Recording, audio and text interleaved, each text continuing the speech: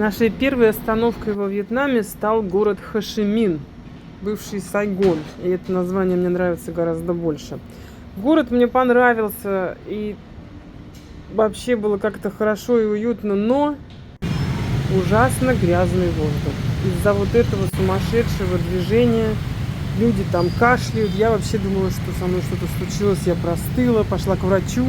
А оказалось, это просто вот такая аллергическая реакция, или как это назвать, на вот такой ужасно грязный воздух.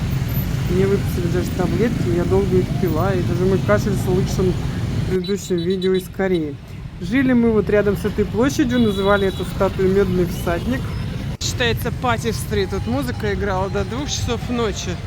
Отели всякие крутые. А еще вот это обнаружили ресторан, который называется «Бом», с мишленовской звездой. И его протестировали вчера, потому что только во Вьетнаме мы можем себе позволить сходить в такой ресторан. $46 на двоих. 4 блюда, 2 коктейля, чай на двоих, десерт.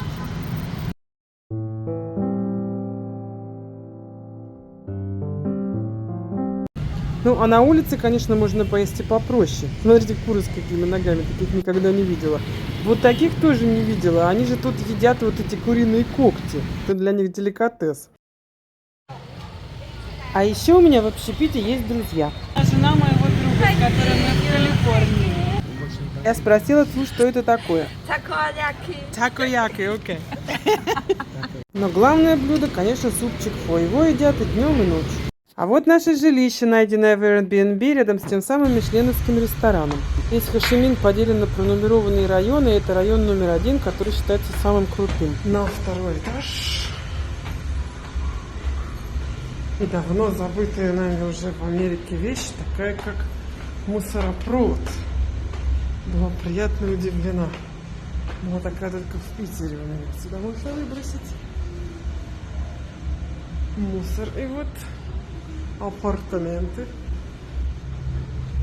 Уже ищут ключ. Здесь живут люди в очень маленьком помещении. Такая вот студия с балконом.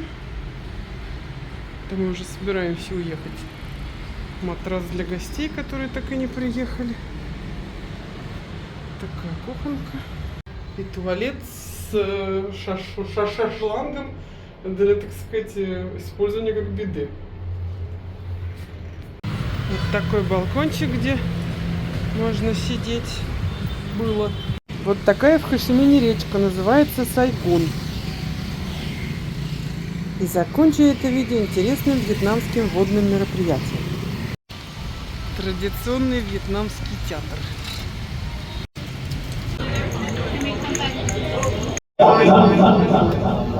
Well.